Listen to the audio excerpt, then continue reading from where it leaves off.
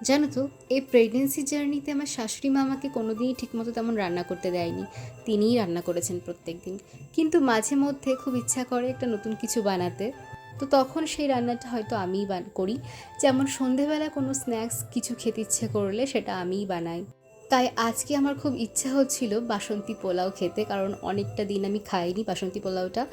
আর আজকে আমি প্রথমবারের জন্য এটা নিজের হাতে রান্না করেছি। এর আগে আমি কখনো করিনি বলবো না, একদিন ট্রাই করেছিলাম, বাট সেটা শাশুড়ি মা আমাকে হেল্প করেছিল, তা অনেক আগে, তা সেবার অতটা ভালো হয়নি।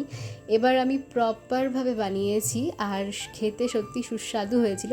তবে একটা জিনিস মিসিং হয়েছিল, সেটা একটু সামান্য একটু চিনি কম হয়ে গেছিলো খাবারটাতে। তবে আমার মেন ফোকাস ছিল যে বাসন্তী পোলাওটাকে আমি ঝুরঝুরে করব, কারণ এটা গোবিন্দভোগ চালের ছিল। আর এটাতে জলের পরিমাপটা না ভীষণ একটা গুরুত্বপূর্ণ ব্যাপার।